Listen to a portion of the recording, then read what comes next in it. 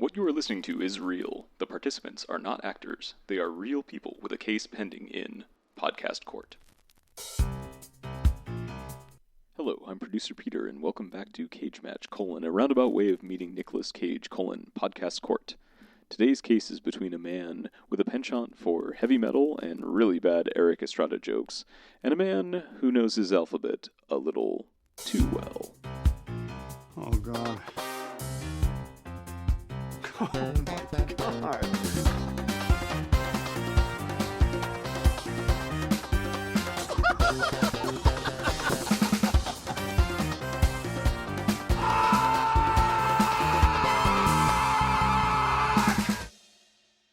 Perfect. John, I think your audio sounded great last episode, too. I don't know if you listened to it. But I have touched nothing. Great. That's exactly what we want, then. That's how I prefer you live your life. Touching nothing. Touching nothing and no one. No hearts, no spirits, no bodies. Especially no spirits. Fucking why I skipped town. Well, welcome back, Lauren. Thank you. Yeah, thanks for being our Thanks for inviting me back. Last minute Phil. Yay! Woo! Oh, great! I'm so glad. I'm glad I'm a ringer. Yeah. Well, it's kind of funny too, because like we've never had the same person in the same part of a bracket come back. So you are a special case here. Yeah. So you are twice in the 16. Yes. Yeah. Double yes. Slick. Yeah. Yes. Extra slick. Yes. Slide right off your chairs. Gross. You made that phrase up. This is your words. Your words. It's true. We did. I mean, you can thank Nick for any naming conventions. Not Nick's teen, though. I think I said this last time, too. Yeah. Well, I mean, the way we're collecting nicks, we'll eventually be able to do this again, but with nicks. It's true. I would have liked to have pulled in at least one more Nick this run. Oh, but I see. I think we could probably do a Nick's teen. Yeah, part of the stipulation of being a guest on your podcast should be that you legally change your name to Nick. That would be good. Yeah, it's reasonable. I mean, I was supposed to name either of my children Nicholas Michael Gearhart. Tennessee. Yeah. Right. Noonan. Yeah, exactly. Noonan Nesvig. Yeah, right. I'll have to Noonsvig. Right. Ooh, high noon. Yeah, there you go. Nesnan. One of these days, somebody is going to name their child Nicholas Michael Gearhart, Tennessee. Thank you for remembering Poonin Q Noonan. Forgot about Boonin Q Noonan. Thank you for putting the respect on Poonin Q Noonan's name. To this day, the hardest I've laughed out in public. Wasn't that like just a random letter? You just weird mail. Speaking of weird mail, fucking government came after me for fucking thousands of dollars this week. Oh, lame. Because of being an artist? Probably we should kill a CEO about it. It worked for healthcare. Yay! When I first called, they're like, your wait will be 35 minutes. Would you like us to call you back? I'm like, yes. And then I called them back, and they're like, cool, we're going to transfer you to billing. Then the machine's like, your wait is going to be 65 minutes. Please hold. Did they have like that 1 10-second loop of like bad jazz too? Ugh. Sounds like it was recorded in a dishwasher. Yep. Yeah. Oh, no. The absolute worst one is, anyone here have USAA? Have you ever seen the USAA commercial with their little jingle? It's just that on loop. AA. USAA. USAA. Go That's insane. like Pavlovian. Like now I will train every listener to absolutely hate this sound and like want to punch something every time they hear it. Speaking of annoying noises that waste your time, welcome back to Cage Match, a roundabout way of meeting Nicolas Cage. I'm Sean, here with my co-host Nick. And our producer. I'm Nick. Peter, hello. And our last minute save returning guest. Aw, Lauren Freeman. Welcome back. So Lauren, you had the delightful realization that the Vampire's Kiss movie is the one that all the memes are from. Oh, had you my never God. seen it before? I hadn't. No, literally most of these movies, like, I hadn't seen before. So you have given me the gift of having to watch them. I didn't end up watching Mandy, by the way. I wanted to, and then I saw a review that was like, this movie's not for the faint of heart, and I was like, well, that's me then. It was like dark out, and I was like, it sounds like a scaly movie. But I did watch a shit ton of like YouTube trailers and clips and like him talking about it. There's like analysis videos everywhere, so I feel like I did my homework. Yeah, that sounds like you did a good job. It is kind of like a creepy movie. It's a little unsettling. I am terrible with scary movies. I do this thing, like if a scary movie is interesting to me and I want to see it, I will just do the like just see as many clips that are allowed on the internet, or like analysis videos that are allowed on the internet, or just like reading plot summaries. So I feel like I got the experience. This is also how I consumed like Midsommar and like Hereditary. Like I'm like, oh, that sounds scary. I'll just watch some little clips on my phone so it's not like immersive. You know? If I watch it small, it can't hurt Probably me. the scariest part about Mandy is the Cheddar Goblin commercial. Cheddar, what? I love cheddar. Okay. Oh, you don't know cheddar Yeah, goblin? well, if you God, haven't I have to seen watch the movie, this. you would. Fuck. All right, I'll watch it while it's daylight out. It's a goblin. Yeah. Oh my Cheddar God. Goblin is, they made a fake commercial for like a mac and cheese that is sponsored by a goblin, Yeah, it's cheddar goblin brand. and it barfs mac and cheese God. on children. Yeah. Oh Jesus.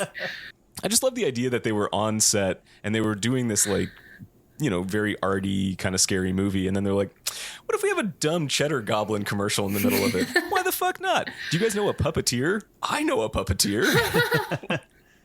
I just love Nicolas Cage staring at it and then being like, cheddar goblin.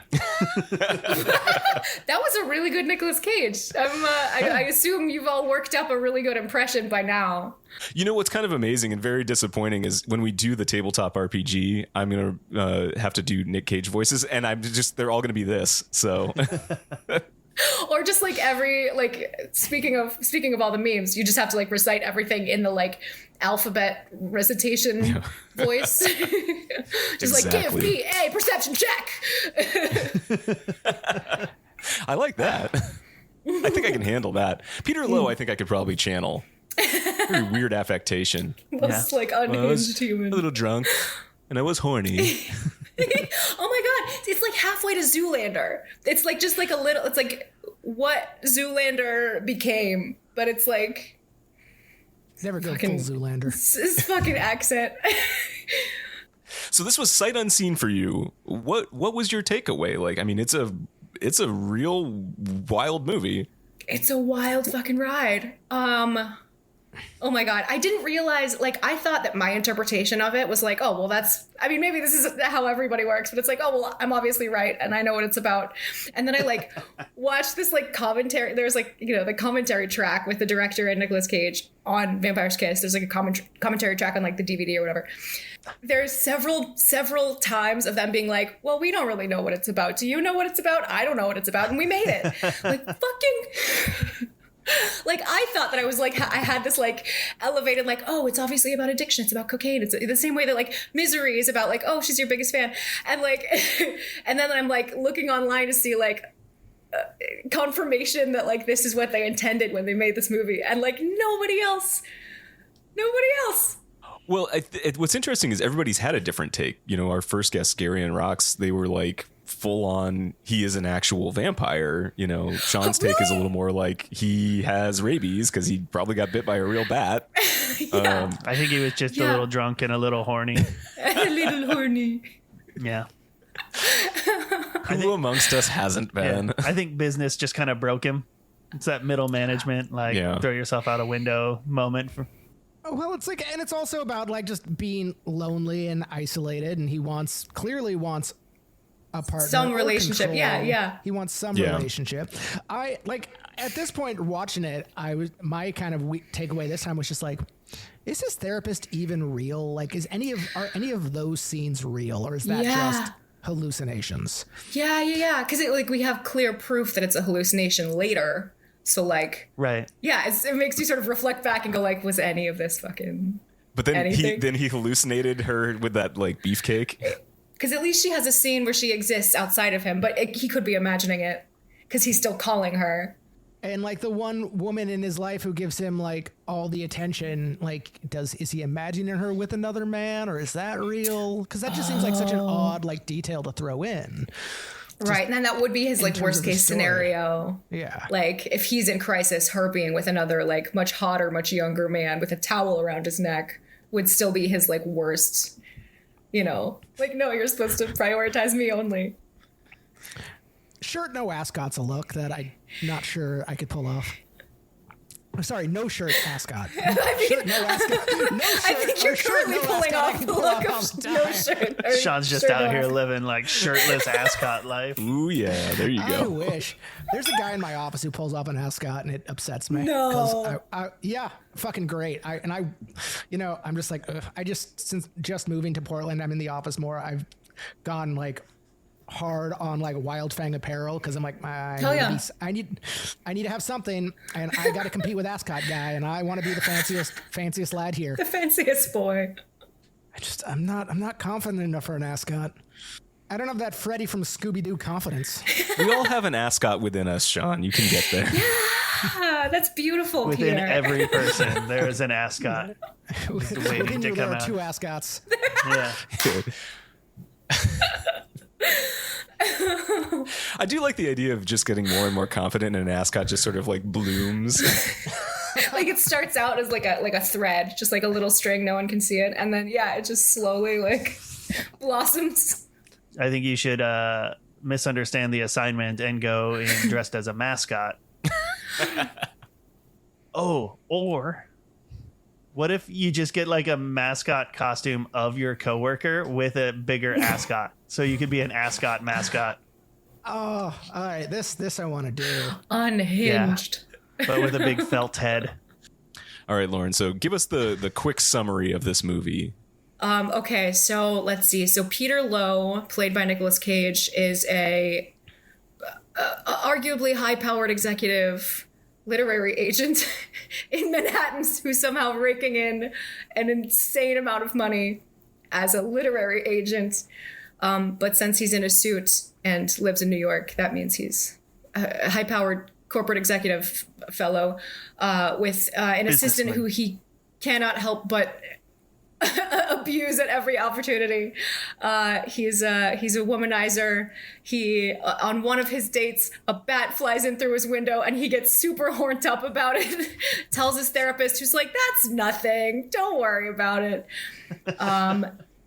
Goes out to the bar to pick up a different woman, and meets ? Maybe she's real. A lady named Rachel, who he takes back to his place, and she immediately bites his neck, which he's also super horned up about. And then that's maybe the first 10 minutes of plot.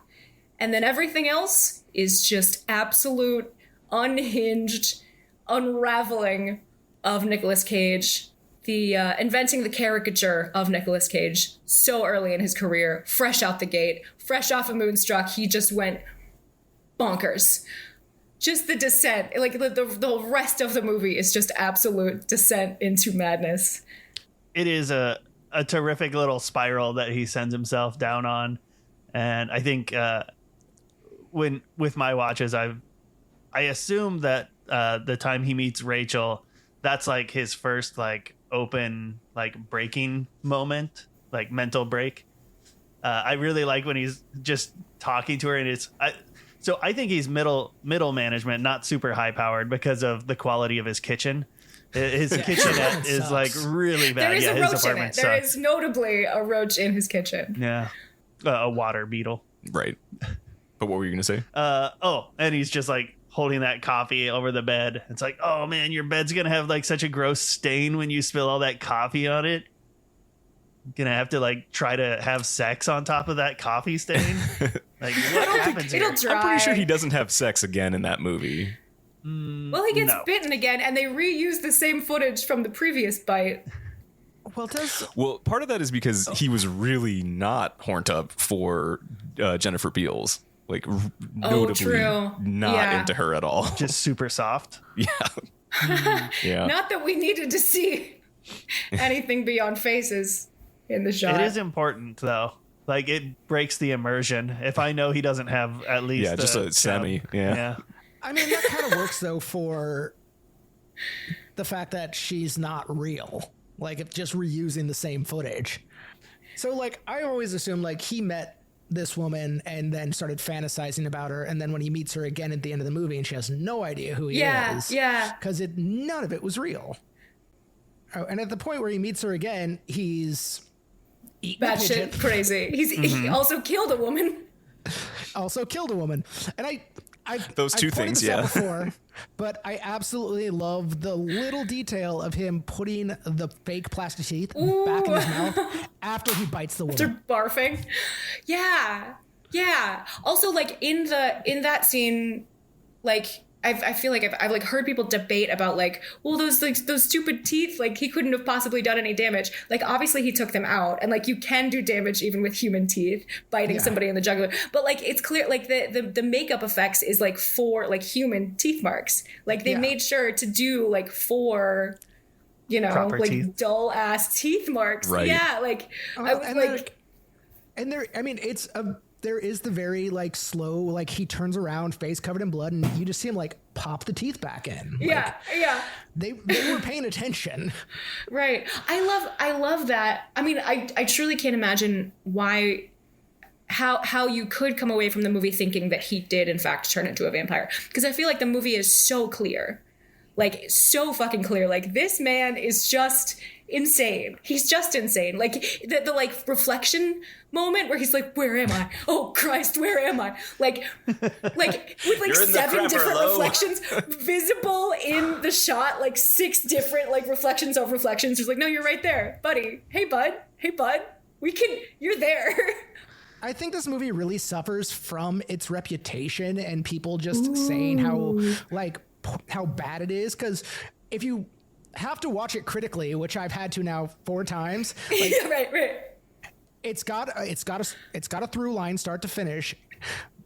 It's not a long movie, it's a pretty tight film. So Yeah. I think that people are just like, oh, he's a vampire. Oh, this movie's terrible, or like unhinged. It's like you're only watching the memes. You're only watching like the performance side of it, and you're not actually paying attention to the whole movie holistically. Which, yeah, I don't think it's a hard film to follow, and I don't think it's difficult to like understand what's going on. No, and I think that's a benefit of it. So I watching it, like, it was like, oh, this is basically like parallel to American Psycho. Like, this is just like high-powered executive in Manhattan is bad to people and goes down, just descends into madness and violence, and, you know, because of who he is, like, somehow he just goes off the deep end. But I think, so A, this came out before American Psycho, so this potentially inspired it. But B, I love the fact, I feel like in a world where people can take Fight Club seriously or take Joker seriously and go like, yeah, that's my guy. Like, I'm supposed to root for this narrator. I'm supposed to identify with this man. Like, in a world where people can do that, I appreciate the fact that in this movie, they're like, he's an insufferable man, baby. You are not allowed to like him. He is objectively unlikable. Like, do not root for this man. He's awful. I think they want you to relate more to the character and maybe think about what that means for you as a person, but most people can't think critically. Whereas with Peter Lowe, you just have that great scene of, I'm a vampire, I'm a vampire, I'm a vampire, I'm a vampire. Running down the street. Also, I heard that, like, that, so all those shots, like, in public, this is incredible. Where he's fucking insane, is like, those are long shots. Those are like, the camera was way far away, and those are real bystanders. Yeah. And I feel like having moved to New York a couple years ago, that shit is so true.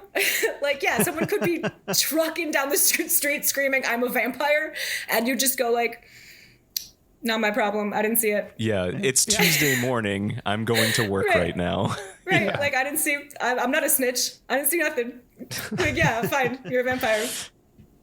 Holy shit, though. He is really, like, terrifying. I'm just imagining being Alva in those situations. Like, my favorite scene, I think, is him. He starts, his head is down on his desk. Alva. Oh my god. Alva. Oh my god. Alva, and then he runs Just- out, leaps onto the desk. Holy There shit. you are. It's like, holy fuck. Fucking terrifying. I mean, yeah, I do feel like there's like so many failures of bystanders in her orbit. Like even as she's getting like chased into the bathroom and there's an old lady who's like, what the hell is going on? Like, sorry. What is he doing in here? Do something. What? Yeah. And like Peter Lowe throws that other secretary's shit on her floor, and she's like, he's so eccentric. It's like, Right? Oh, God. he's crazy. Oh. But Yeah. even in that bathroom scene with the old lady, Alva says, I have a gun, I will use it. And she's just like, what the hell? It's just like no concern whatsoever for a man being in the bathroom and a terrified woman saying she has a gun. Well, it's a man's world. Yeah, I mean, I think Nick has the point of it. Like, Yeah, I think that's what they were trying to say. Like, because immediately after that bathroom scene, it's like the boardroom where they're like, "She asked me for a raise," like, you know, which I think is like, thank you for being so unsubtle. Like, thank you, movie, for beating us over the head with the fact that we are not on these people's side. You know, Yeah. like lest the audience take away the idea that this man is somehow someone to aspire to. He knows his alphabet, though. Oh, he does. sure does know his alphabet. very good, Peter. You know your alphabet. So, okay. Now that you've seen the movie, is there like a context for a meme that you like the most, or Ooh. Gosh. I mean, the big eyes, tilty you know, face? yeah, big eyes, tilty face. I mean, obviously, like that's the classic. That's the one. But I actually did feel sort of a thrill going like, oh, this is the context for the yelling the alphabet. Because like every time I'd seen that clip, it was like, what could possibly like trigger someone yelling the alphabet at a sitting down woman? Like, what could possibly make this circumstance occur? So And it you're was like, very oh, thrilling. it's a No. filing issue. All right. I mean, it still Of doesn't make course. any goddamn sense, but like, all right, here's the context. Now I understand. Yeah, what a bonkers movie. Okay, no, I want to talk about what y'all think is happening, because I feel so certain that it's about cocaine. Cocaine makes you an insufferable man baby. Like every problem he has is of his own making. And like every problem he has is of his own making. Like even the way he dies, he's like, do it, please. Please kill me. Yeah, I mean, mescaline? I'm still convinced he has rabies because, like, I love the that. symptoms I love are that. there. Like, there's the bat, and then like, Descent into madness. And physically bites somebody. it's all like that's all there. But it's just like I think he's just lonely, and clearly nobody cares about him. Probably because he's an insufferable prick. But he's clearly having some type of mental break, and just nobody seems to care. And I think he just wants any type of connection whatsoever. But then, like, even in the midst of his psychotic break, even as he is fucking talking to the corner of a building and thinking it's his shrink, as he gets set up with this imaginary perfect woman, instantly he starts being an absolute prick to her too. Yeah. It's like he can't even not abuse his imaginary girlfriend. Like I love seconds that. later. Like he's not the victim here. No, he's not. And it's just like, I think my first read of it from the first time we watched it was just like, that guy you see on the street corner just talking to no one, like, this is that story. Like, this is how that guy got there. Yeah. Right. Like he started somewhere and he had an arc downward. Well, I always think about, like, at the end when he's, like, dragging, like, the large chunk of wood around, like, 20-foot chunk of wood. And I'm just like, how come no one's concerned about that? And then last night, I'm just hanging out in Portland, just standing on the street waiting to meet someone. Guy's just taking his axe for a walk, and I'm like, that's not my problem. Because There if you you go. make it your problem, then it is a problem. Yeah. Probably competitive axe throwing. That seems like It something wasn't that Portland would be kinda into. axe. This was an American Psycho type, like, that axe is being put to some use. Ooh. I mean, you could You could throw that axe too, but You can throw any axe if you put your mind to it. Or was it Axe body spray? Because that's also concerning to see an adult man walking down the street carrying his Axe body spray. what are your favorite scenes from this movie? Oh my god. I think the ones that specifically just dunk on the character as soon as he makes an assertion about who he is. Like, I feel like the movie is not on this man's side, and that is deeply satisfying to me. Because I think that they are specifically trying to make a movie about, you know, I keep saying this phrase, insufferable man baby, but like, you know, like they've set up this awful person that I don't want to root for. And then the movie just kind of dunks on him, and I appreciate that.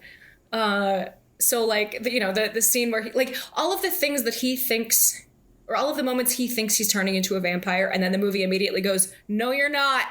Like, I think those might be my like, just like the sunlight, you know, reaching his hand into the sunlight and like making a like sound as if it burns him, and then immediately like disproving that, or like, you know, when he's like in the mirror, like touching his teeth and like checking to see if they've lengthened, and then like, no, they have not. And then he goes to buy some fucking teeth. Another Nick Cage movie where he doesn't have enough dollars. He's often Yeah, very broke. Yeah. What about you, Sean? Favorite scene? Oh, I'm still so impressed by him doing the standing leap onto the desk in loafers. Like, I'm just so impressed. From by that. no running start, just from standing 2 feet on the ground to suddenly 2 feet on the desk. Like, well, that's Olympian right there. Yeah, his box jump skills were pretty good. Across all of the like unpredictable vampire like scenes, I probably still like the scene where they're in the cab and he's telling Alva like she's the one who's gonna do the job, and like he has those like little power trips, which I just love him sitting there like, even if there was one other person who worked here for one day longer, I'd still make you do it. Oh, he's such a fucking asshole. He's such a shit. And I love when he just kind of leans into that shitness. And you're right, Lauren. I think that the big key to this is that like he isn't likable, and they don't make it like, oh, you're kind of rooting for him. It's just like you root for him failing. Like you are like, yeah, this guy sucks. It's kind of fun watching him just absolutely eat shit and the tortures of the damned. Yeah, oh my god, that fucking line. There's one thing in this movie I noticed this time that I never grokked on before, and it bothered me, and I want other people's opinion on it. When he goes to the museum with the girl he was out with at the beginning, Jackie, she's wearing a wide brim hat, no top. Oh yeah. Like her hair is sticking out the top, wide brim hat. It's a style. Like, no, It's just a visor. top. Yeah, it's a really fancy visor, and I'm like, this is weird. I don't know that I dislike it, but I don't understand it. Okay. It's the late 80s. Fuck the ascot. Shit's crazy. Do that now. Yeah, you're now going to be that hat person. Yeah. And With, like like the poof out the top. put your hair out through the top. Yes. I like this a lot. This is your too. vibe now, Sean. I mean, I've worn weirder. So good. Embrace it. Yeah. No shirt though. The hat, I can Never a shirt. Yeah. No. Just Shirts are for Sternum Bush. cowards. Yeah. Let it be free. Oh, I really like the part where he runs up to that guy at the church and he's like, pull out your rosary, show me the cross, burn me with it. And the guy's like, I don't speak English, and like turns away. It's every time I watch the movie, something happens and I'm like, oh, I wasn't expecting that, even though I've seen it so many times and I know what's going to come. It's like, And now, the scene that always cracks me up, and I always forget about it until I see it again, is when he gets the fake plastic teeth, he puts them in his mouth, and he just hands and knees crawls off the out of the scene. That's so good. Towards some pigeons. So the commentary also reveals how much of that movie is just Nicolas Cage doing an insane thing on a take and the director going, yeah, all right.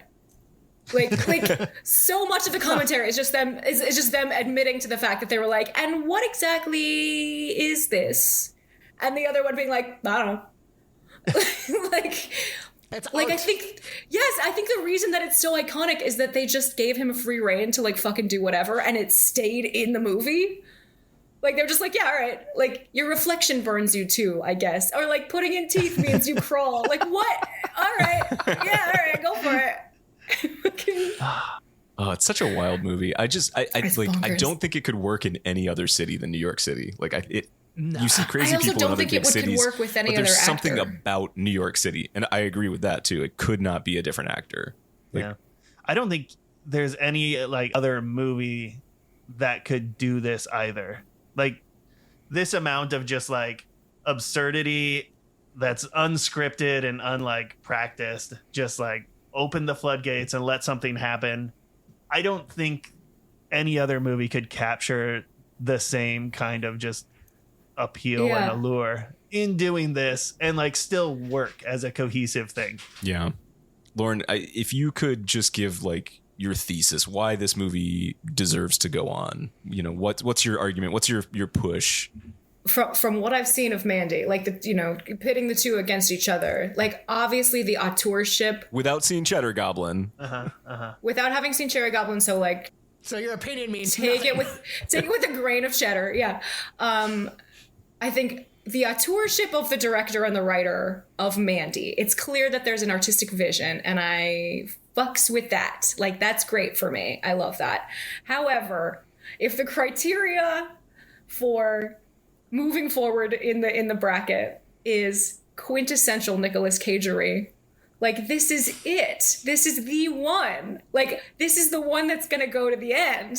Like, this is the most Nicolas Cage he's ever been and shall ever be and was allowed to be. I think other movies got in his way of being the batshit insane, over-the-top fucking clown that he is and must be. It's really just this and G-Force. get fucked, Sean. Don't make me think about Boom Boom Pow ever again.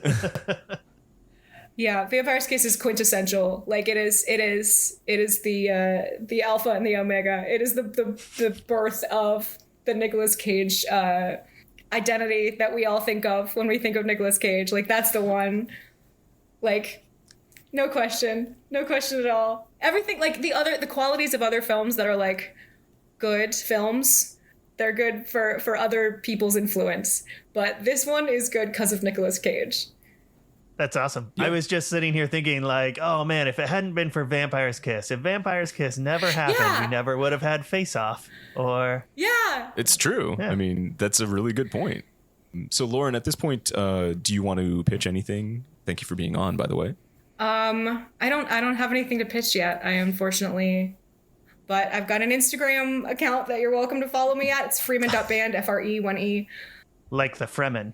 Like the Fremen. Yeah, I had recently read Dune when I changed my last name, and that you can do that. They let you do that. You can just change it. You can just pick one. $100 and 2 court dates in the state of Washington. You can just be. Your first name can be Nicholas Michael Gearhart. Oh yeah, Nicholas Michael Nicholas Gearhart, Michael Gearhart. Michael, or like Macaulay Culkin Macaulay. Yeah, exactly. What is it? Macaulay Culkin. Yes. That's it. Yeah, that's so good. That is a really good middle name. Macaulay Culkin. Almost as good as Boone and Q Noonan. You all can It be is right up there. Cute. Awesome. Thank you very much. Yeah, thank you, Lauren. Sorry for the weird time Thanks, confusion. guys. This was so fun. Chris, you still working for the college? Yeah.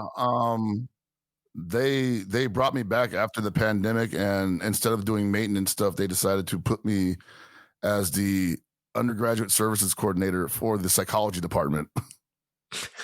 What? It's the weirdest shit. Like, so I don't know how much time we got, but I can tell you the story of how it happened. That's mostly Um, our podcast. So Yeah.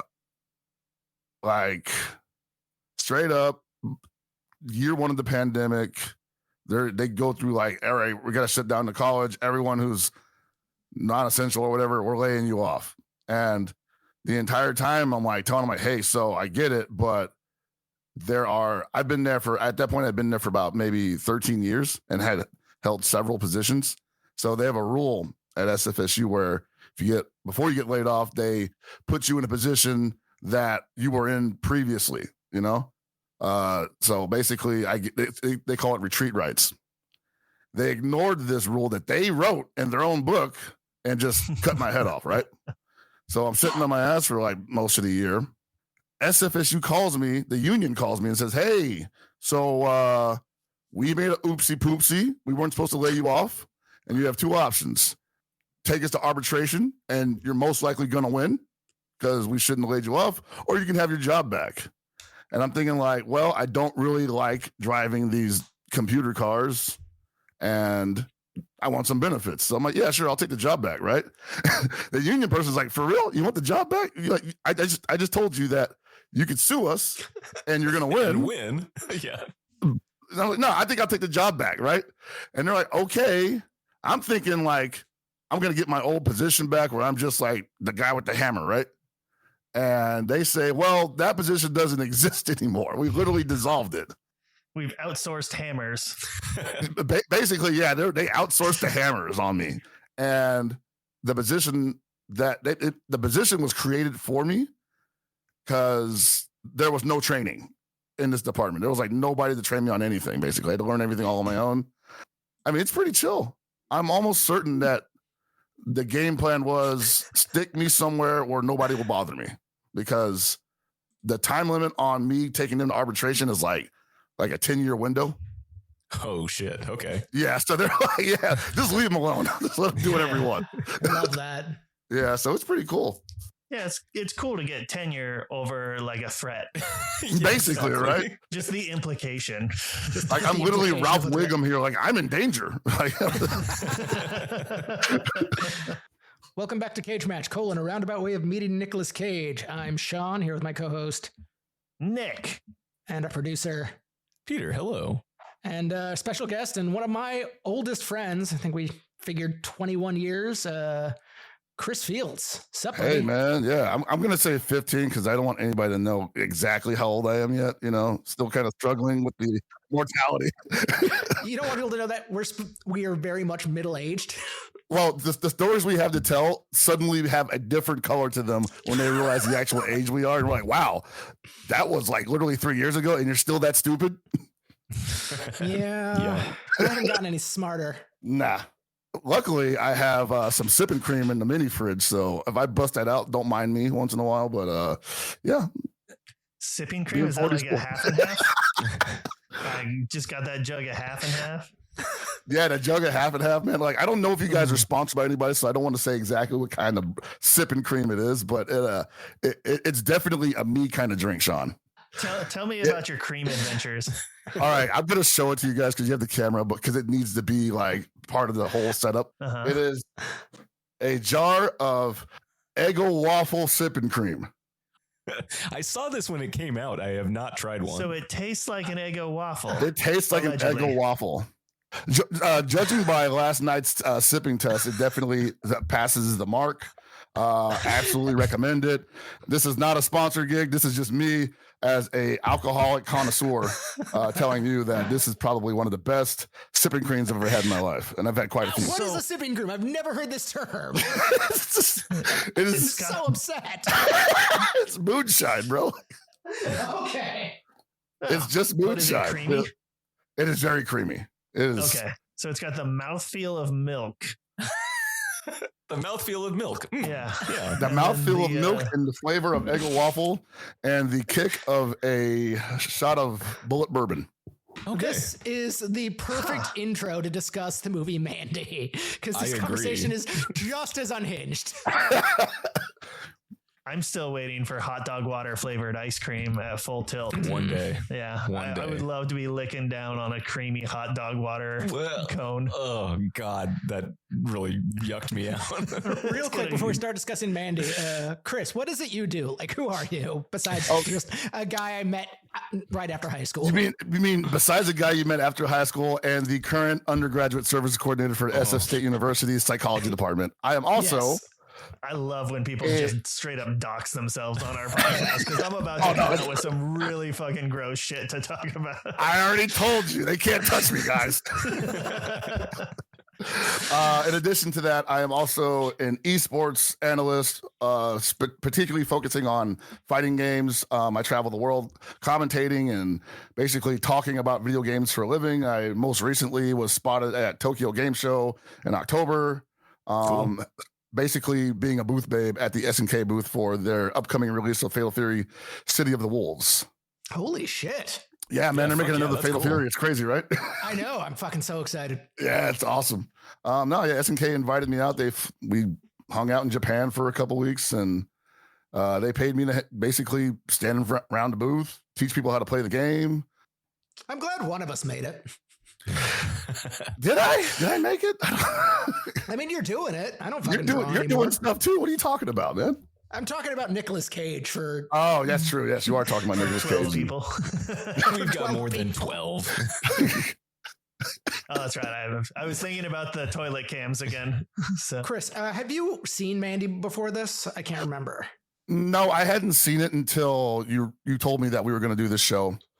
Because this seems something that would be up your alley from our old getting trashed with Kevin and watching bad movies at 3 a.m. days. Absolutely. You know, like I mean, if it had been in my normal circle of streaming platforms, I probably would have seen it already, but it's on the Amazon platform, which is like a 50-50. It's on Amazon or it's on Amazon as another subscription option, basically, right? Right.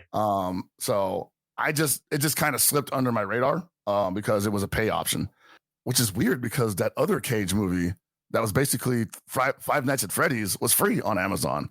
Willy's Wonderland. Yeah. The superior of the films too. Like versus Five Nights. Yeah. Yeah, I have to agree with that. And I didn't even see Five Nights, but my daughter did, and she was like, "Yeah, it's kind of ass, you know."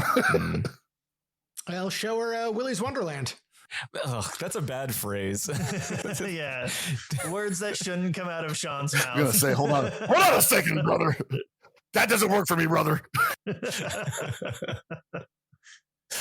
So what was your takeaway from Mandy for your first viewing of it? I mean, it's a fucking wild movie. It is extremely wild. The first thing that first of all, I'm going to say I actually enjoyed it quite a bit. I'm kind of biased though for a couple of reasons. One, love Nick Cage movies, good and bad. Two, huge heavy metal fan. So the entire vibe of the movie was like, oh yeah, we're dooming it. Fuck yeah, bro. I'm right there all the way. Is it heavy metal the music or heavy metal the animated film that you're a fan of? The music mostly. I mean, the film is I like the film too, but mostly just like the imagery and the vibe that is created by most of the bands I listen to was kind of represented well in this movie. And you get that like right out the gate. Like it's a very like dark and like sludgy kind of opening. And it felt like I'm listening to like some stoner metal band in a rusty barn somewhere in Tennessee, basically, as I'm watching this movie. My takeaway though is that I actually don't know why they called it a horror movie. I felt more John Wick than I felt like slasher flick, you know? Yeah, it's got the revenge vibe for sure. I mean, an hour of the movie is revenge cycle, you know? Right. For a 2-hour movie. I guess you could say like the first act is about as horror as it gets because the vibe is entirely just like tense. Everything is just, I guess the only way I can describe it as something feels off the entire time. Like they seem happy, the couple seems happy, but something seems off. And I know something bad's going to happen, but at every moment, almost every scene, it feels like it could happen at any moment. Is it going to happen now? Is it going to happen here? And ultimately, it felt a little on the nose the way the incident occurred, and we can get into that later. But I thought the movie did a good job of like building that tension. This is definitely one of those movies that like I don't feel really fits into any singular genre, which is probably why it's some weird artsy film made by a director who's only made 2 movies. Of weird artsy films. Right. Both artsy weird movies. What was the other movie he made? Because I did some research. Rainbow. Yes. Yeah, that was like I still have to watch that, but I just remember reading about that thinking like, okay, this guy definitely doesn't just make movies to be making movies, right? Which is funny because he's working with Nick Cage, who makes movies to be making movies all the something out of time. his system. Yeah, exactly. Something is moving through this man. Yeah. Like Nick Cage does the working actor thing, but every once in a while he does stuff like this too because he genuinely like wants to do weird shit. Absolutely. Well, and it's Spectre Vision too, so it's tied to Elijah Wood, and he and Elijah That's are true. tight and both like horror movies and that kind of stuff. So I don't think it was like doing a favor necessarily. I think he really genuinely wanted to be in something like this.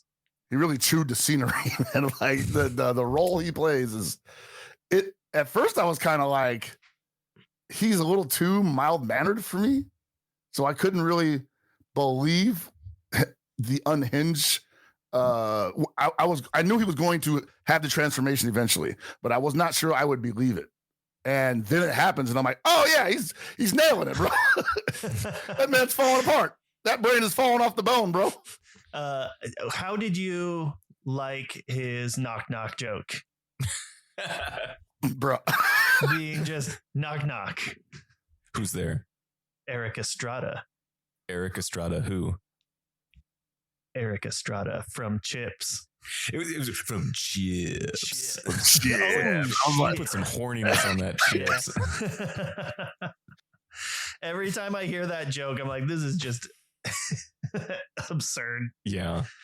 I think so. I've got like mixed feelings on this movie just in general, but the thing that I struggle with most is feeling anything about Mandy, the character. Like, she's just kind of nothing to me. Mm-hmm. And then he's also, to your point, Chris, he's also kind of nothing to start with, right? Right. Like they're just sort of this like tame couple having a bland ass dinner and then like talking about planets for a little bit and then falling asleep. You know, it's like, cool. They seem super happy, man. They do seem happy. I will give you that. I will give you that. I think it's less about the character Mandy and just like, you know, very milquetoast, like safe couple gets their entire world fucked up and guy just snaps. Yeah, I think you care more about Red and Red's like pain in losing Mandy. Like Mandy doesn't have to mean anything to us, but it's what she meant to him that you're supposed to care about. Right. That's fair. That's fair. I appreciate that she laughed at Jeremiah's penis. Me too. Yeah. So I was not super impressed by Jeremiah as a villain. I pretty much called in my mind, I called it immediately. Oh, this is a guy that is absolutely paper thin, fragile, marshmallowy. Mm-hmm. No, he's a cult leader. Right. Not only laughing at his penis, but his music. Oh man. Like Sean, we know if you laugh at the music, you can't come over no more. You and I know that. I just love his immediate reaction to being laughed at was just to fucking angrily jack it. Yeah, he was just like, knock it off. I'm gonna get real mad soon. Starting to get upset, bro. Yeah, a Jeremiah Sands album would be terrific. Do you think they made fucking Cheddar Goblin for this? Do you think they made a whole album of his music? Cheddar Goblin is amazing, dude. Cheddar Goblin is amazing. I thought there should have been at least 80% more Cheddar Goblin, honestly. Like, I absolutely love this film. And there's like there's that slow build to the horror, the revenge aspect of it for the first hour. Small attentions to detail. And then at a certain point, the movie just says, fuck it. We're done with the plot. We're just going to get to killing. And that is when, for no reason, he is in a cave smelting an axe. There are several points in this movie where I didn't fall asleep at all. I was watching it all the way through. And there's several points in this movie where I'm like, wait, how the hell did we get here? I'm still not sure how he flips the truck. Right? Like that, what the heck? The Hellraiser dudes are just like extra strong. I don't know. I mean, a famous man once said cocaine's a hell of a drug. So yeah. And they were on that super meth or something. Yeah, that weird gray Vaseline. Super acid. That the guy with the tiger made, I assume. Yeah, the chemist. Yeah, because that's how he gets to the chemist, because he has the vision after tasting it. So yeah. Which apparently unlocks your GPS powers. the other 80% of the brain, like the guy just had like the most intense strength that he never knew he had.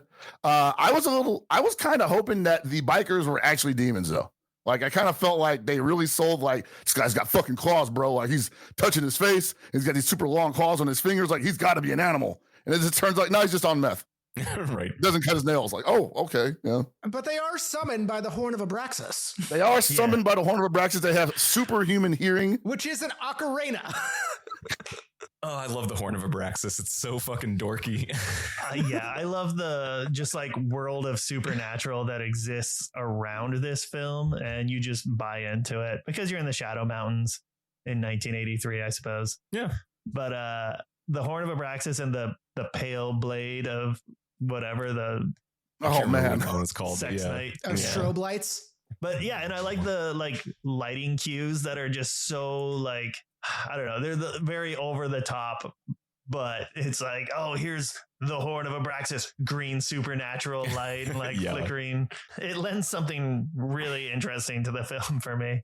So this is my first time watching this film in my new place. I have a better setup where my TV is, where there's not a bunch of like outside light. And I got some backlights from my screen so I can actually see better details in dark now. I never noticed in the scene where Mandy's getting burned in the sack that like you can see bits of her face through the sack, through the fire. Oh shit. Really? Whoa, yeah, you can see like her mouth that. and it's just like, it's so much worse. Like actually seeing like aspects of a human body in there. Yeah, that's fucking gnarly. There's so many more little like details I noticed on this watch, and I just love this movie. It's weird, it's gross, and I love it. It's a weird, fun movie. I will say though, the way she died kind of felt like, I mean, that was the way it had to happen, right? If you're gonna set this man off, you make him watch her die, and they picked the most horrible way to do it. But I also felt like, yeah, it was anticlimactic. It was obviously supposed to be the trigger point, and they kind of rushed it, I guess. I felt like I wasn't really, like we mentioned earlier, we didn't really care about Mandy, but it's not about us caring about Mandy. It's about how Red feels about Mandy. And I feel like they were really trying to hammer home that she's a plot device, guys. Don't get attached. She's going down. Even if you didn't read the synopsis, you know it's coming. Like one of the most upsetting and triggering points in the film, like the trigger point for the film is when Mandy dies. That's immediately juxtaposed with Red in his tidy whities, just screaming and stomping around. That was the part that sold me, when he's just having the mental breakdown, hits the bottle, goes right to the rod. It's not helping, hits it again. Gets that bathroom hooch. He immediately grabbed this. She's like, I'm gonna need this for a while. Yeah, man. Like I felt like that was like probably one of the most human performances I've ever seen from Nick. Honestly, that's actually a really good way of putting it. I mean, for like a real over the top fucking movie. Yes, that's a human ass scene, right? Yeah. Like, do people really think about how would I act if the person I love just got killed right in front of me? Like, what is the response to that? And I don't think anyone has an answer other than like cry, pray. I don't know, but there's no way to capture that unless you've been through it, I guess. And he had also like just been through some real shit too, like being tortured and like bound up with barbed wire and having to like free himself from that after seeing this incident. So there's a lot of trauma that gets unpacked in that moment of bathroom vodka. Yeah, and you know, a lot of movies use this. A lot of movies will use that plot device to turn the hero into the hero he needs to be. But they never really focus on the transformation. They're just like, the hero's mad, he wants revenge. He now has superhuman strength, and he's suddenly good with like every type of weapon known to man, essentially, right? I mean, that's basically John Wick. They kill his dog, all of a sudden, I'm back. I felt this like movie's just about him becoming the monster. Like he becomes the monster at the end. Yeah, the transformation is really the center stage here. Like I really enjoyed watching him go through that moment, come out of it not really okay. Goes to Bill Duke, Carruthers. By the way, shout out to Bill Duke, love him. Goes. Bill Duke is like way more unhinged than he is, and I think the transformation is. It's still happening in that scene. It's happening after that. It's happening all the way up to the point where he's in the car at the end. Probably the only scary moment in the movie happens where he smiles at the camera and he's got super white teeth. I'm curious to hear what you guys think in terms of like what happens to Red now. Does he is he the monster now? Does he like go and kill people? Like, because he's not coming back. Like, he's not just going to like drive off into the sunset. I mean, his whole worldview now is just he sees monsters and alien landscapes everywhere. Like, what does that person do? Does he fashion his own like penis knife? I still strongly believe that Red goes off and now he is the janitor from Willy's Wonderland. So he drives off into the wilderness and now he's just an ultimate badass defeating other evils in the world, supernatural evils. I really do like that theory. It kind of makes sense. I mean, having seen both of those movies, it's like, because his character as the janitor in that movie is like, what? Why is he mute? Why is he anything? It's like, oh, right, because he's seen some shit. Do you have a favorite death in this film? A favorite murder? Mine, hands down, is always going to be the mouth breather getting the mouth axe. Breather is the best. Yeah, like there are so many really good ones that are like so fun, but him polishing the car and like really just having a moment there. It's like, it's not the death specifically, but like the bald guy who like deep throats the pointy end of the axe. When he gets pulled out of the car and he just goes, you're hurting me. Yeah, that's so good. Honestly, the third biker that he takes down, not the one that is taking a piss outside on the car, which I honestly didn't even realize that dude was there the whole time. I thought there was, I feel like there was 3 of them, but all of a sudden there's 4. I don't know. The movie does a bad job of explaining to you exactly what these guys are and how many there are. So the one that's watching the TV, I think that was my favorite on the sequence. Oh, Knife Deck. Yeah. You know, I've never done a bunch of coke and watched porn. I wonder what it's like to just be that high and looking at porn. Like, would I be super excited? Well, I was a little high and a little horny. Yeah. A little bit high, a little bit horny. We all appreciate the mouth breather dying after polishing his car. Just the axe spinning through the air and so good. That's a great death. I think the visual of that one is my favorite. So simple. I really appreciate the aesthetic of the beast, the axe. I think it's so beautifully like 80s metal. Like it's shiny, it's chrome, it's got a weird asymmetrical build. It's got a point. That's still in the front runner for my Nick Cage themed tattoo right now. Yeah. I haven't thought of anything else visually that, except for the fuck you fish.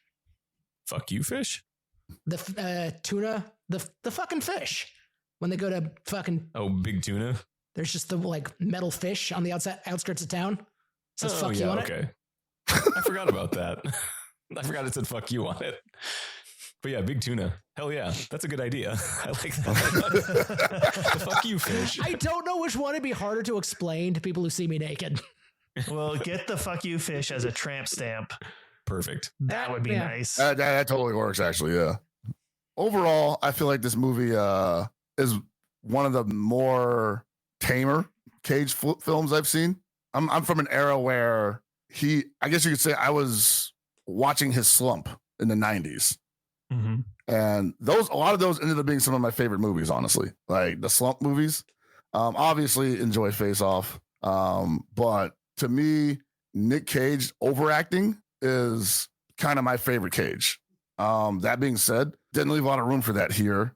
And I still enjoyed it. I could tell he enjoyed making the movie. That was the best part for me. I think there were moments where he really just lost himself in the scenery, which I'm sure he does often, but literally felt like he was the guy. You know, he's not Nick, he's Red for the next 90 minutes. One of the best things that this movie does is it eliminates a lot of dialogue, you know? And so you get to see that kind of himself, like him engulfing himself in a character. You get to see that happen in real time rather than him telling you, oh yeah, I'm Red. I hate these guys. They killed my wife, blah, blah, blah. You're like, no, he's showing you the entire time that he is not a well man. He will never be well again. And he does it without saying anything. In a way, it's a lot like the, what was the Five Nights at Freddy's knockoff? It's a lot like that, where he just doesn't say anything. Willy's Wonderland. There we go. Whoever wrote this film was like, there's not a lot of dialogue. We're going to be showing you with emotions and with violence and just basically raw visceral shit. Yeah, man. Like I feel like this is about as artsy as it gets for Nick Cage. Felt like they could have had some more louder guitars. They kind of had one in that one fight scene where he got the chainsaw, and the dude just had a bigger fucking chainsaw. Like, I don't think that's something we've touched on a lot talking about this movie as many times as we have. Is like there is humor in it, there is comedy, there are comedy beats that I don't think we give enough credit to. And like, yeah, like dude, like him showing up with the chainsaw, like trying to rev it up, and just that big fucker just being like, bigger chainsaw. This is a chainsaw. You call that a chainsaw? Little Evil Dead moments kind of sprinkled in throughout where it still totally serves the purpose of the story and the film doesn't suffer for it, but you get that break in the tension and a little bit of a laugh. A little bit horny. And a little bit horny. I think it's because of the Evil Dead vibe that I kind of expected some more supernatural shit, a little more on the nose stuff. I mean, it didn't hurt that it wasn't there, but I was kind of like, man, it'd be really cool if this Jeremiah dude was actually what he's fucking said he was. Yeah, instead of just being kind of a whimpering little fucking cuck. Basically, yeah. I felt like at the end, I'm like, no, I called it immediately. He's a little pussy. I get it. But what if he wasn't? What if, like, in the middle of begging for his life, he sprouts fucking shark teeth and bites his dick off? Well, because you're right. There's that moment where he's like, I'll suck your dick, man. And then he's like, no, wait, you bow before me. And it's like, that would be that power moment, but it's not. That would be that moment, right? Yeah. I was like, oh, shit, here we go, guys. And no, he's just a pussy. I felt like he portrayed a fragile villain really well. But I was just like, man, what if he's fragile in ego, but not in body? Those are the best kind of villains, in my opinion. You saw his dick. There's nothing hard there. I don't know if we can end on a better note. Thanks, Chris. Do you want to plug anything? You got anything coming up that you want people to know about? So I mean, other than pitching Fatal Fury City of the Wolves, buy it, play it. I'm going to be probably one of the main commentators for that. So you'll be seeing a lot of me if you're watching streams for that. You can also catch me weekly on twitch.tv/GameGoons, where I stream video games of all kinds. Try to do it weekly, but what real life gets in the way. And other than that, stay in school. So drink that Eggo sipping cream. It's okay for him to goon with the games and not us for gooning with the cage. Gooning is different. Gooning is different now. I've been hearing it for the last 3 years. I go to an event in Vegas annually called Evo. It's a fighting game tournament. And every night before it starts on Thursday night, I have a suite where all of our fans and followers can come and play and hang out with us. Fuck yeah. It's called the Goon Suite. I've been doing it since 2016. The last 3 years, people have been calling, people will literally message me and say, it's called the what suite? You're like, the word changed, people. It's the Goon Suite. It's where you go to come. What? I hate this language. Ben, don't chew my toe. Yes, I know you got to go outside. Give me 15 minutes. Ben's into some freaky shit. Yeah, he's up here shrimping. I forgot about shrimping. Oh man, I'm always thinking about shrimping. No, these. I think we had two really good guests for two really good movies, and both made great fucking points. Yeah, I agree with you. And this was one of those that I was kind of like dreading because, I'm mixed feelings on Mandy. And I think I finally got my finger on why I don't love it as much, because I should. Like, it's visually stunning. It's interesting. It moves at a clip, even though it's long. And I think what it is for me is it makes me feel like a little embarrassed. And it reminds me of being like 10 and looking at my older brother's like cool dark comic books about sorcerers and shit, and like making up my own dumb stories without actually reading any of it and just looking at the cool art. And I think that's how I feel about this, where it's like it's a series of beautiful paintings with like a loose story that's kind of tying it all together. Mm-hmm. And I'm like, it feels like I could have written that story when I was younger and it would have been stupid and I would have felt embarrassed about it. So you would have had all but then the same, there's going to be some boob drawings, and then I don't know. There's a tiger and drugs. That's interesting because I mean that's I get that and I like that and it's one of those things where I'm like there are movies of when I was younger that like kind of had this metal aesthetic and this like the hyper violence, the boobs and all that stuff that I would cringe at now. I'm thinking of fucking The Crow as one of those era of films, but like this because of the cinematography, because of the intensity of the character and just how much it actually just leans into not trying to be a studio film. I think this holds up better and this has much more like weight behind it where I don't feel that kind of awkward, like adolescent, like first boner shame. No, I think you're spot on. It's a better representation of it. I think that's just what I was finally tapping into because I've thought about like what makes me uncomfortable about this movie every time I've watched it. And at first I thought it was because it was grimy, and then I was like, I don't like violence that much, but I don't know. So anyway, I think that's my final feeling on it is that it's like it just makes me feel a little bit dorky. Yeah, I think there is just something incredibly dorky about this film. Like that might be just a side effect of the like kind of fantasy pulp novel sort of kind of exists in it. That's an interesting take that I hadn't considered that like there is the trope of like the revenge fantasy, the revenge thriller, like, you know, normal guy gets revenge on those who wronged him. But this movie pushes that to the point where it's like Chris said, you know, like you see how that transforms Red. You see like, you know, there's the John Wick, like, oh, he's going to be a badass because he was wrong. It's like, no, he's broken. That's why he murders, because they broke him. And now there's nothing about Red that I think you want to be at the end of this. He's not the cool guy. He's just a monster now. He's just sad.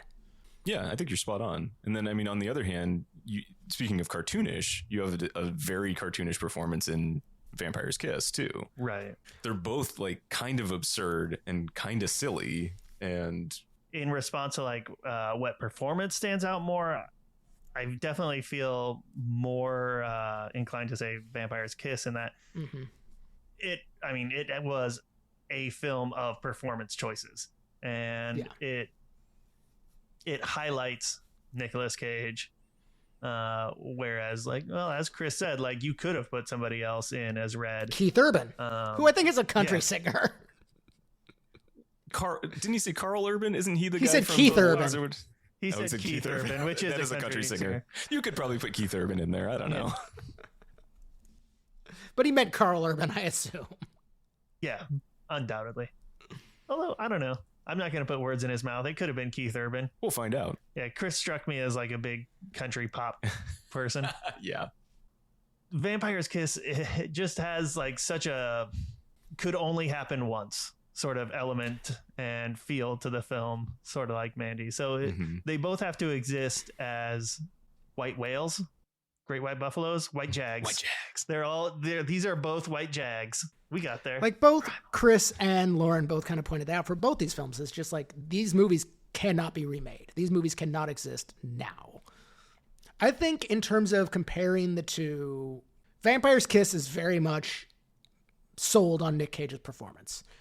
Be that performance good or bad, like there are performance choices, and the movie is that character. Whereas I think Mandy as a whole is a much better film and is much stronger. Like the sum of its parts is much better, but it's not sold on, like, maybe Nick Cage gets you in the door, but that's not what's going to keep you there. Vampire's Kiss is the far more approachable film too. People are going to be put off by Mandy. Peter is put off by Mandy, and like that's it's totally fine.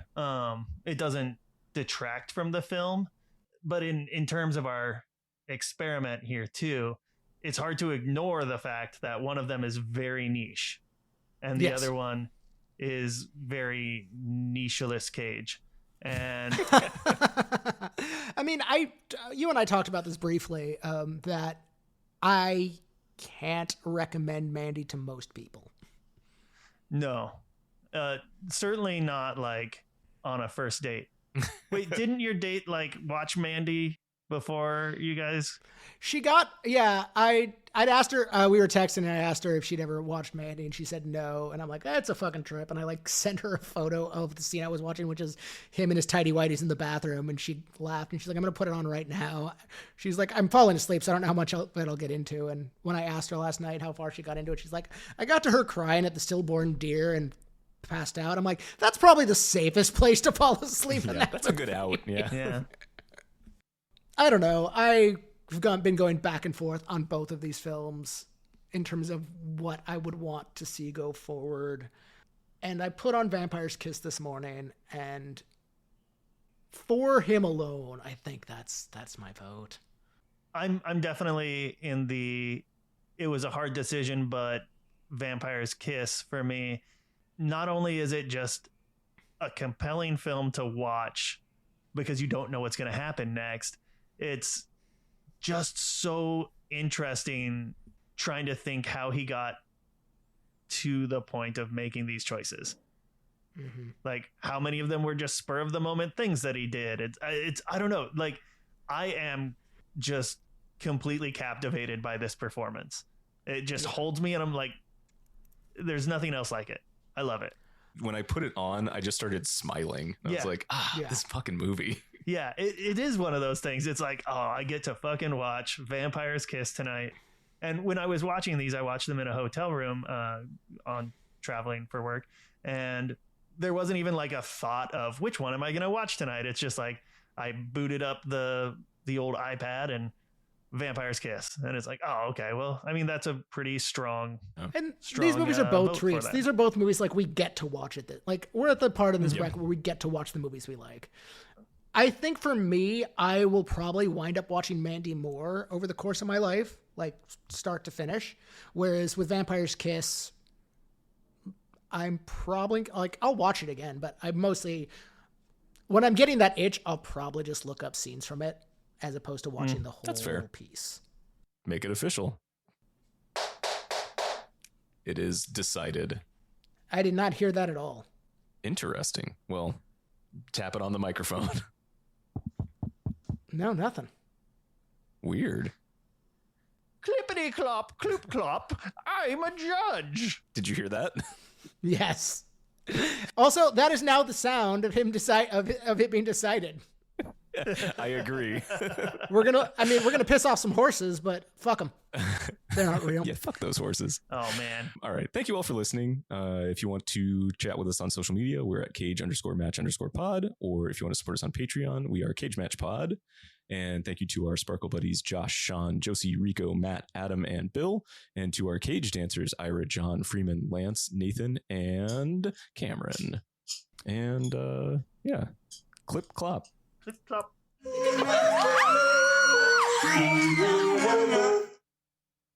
Bye.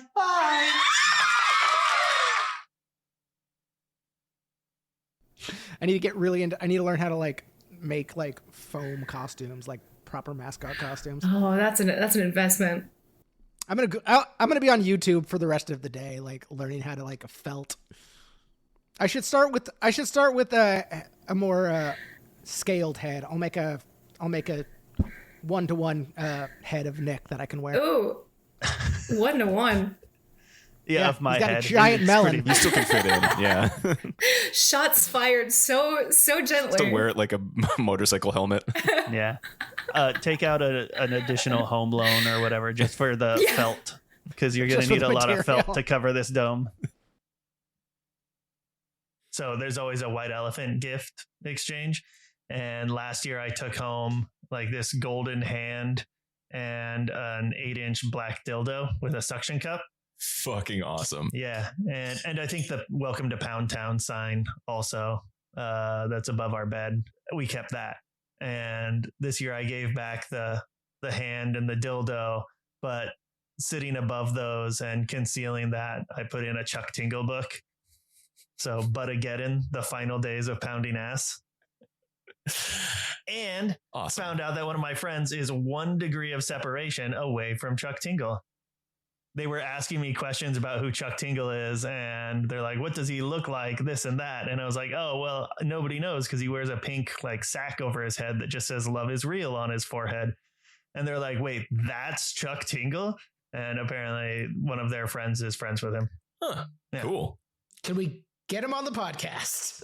That would be an interesting episode. Yeah, we would have to do Chuck Tingle's podcast as well. I would be okay with that. I would go on Chuck Tingle's podcast. Yeah, talk about how love is real. Yeah. And buckaroos and Yeah. How my ass can butt fuck my other ass or whatever.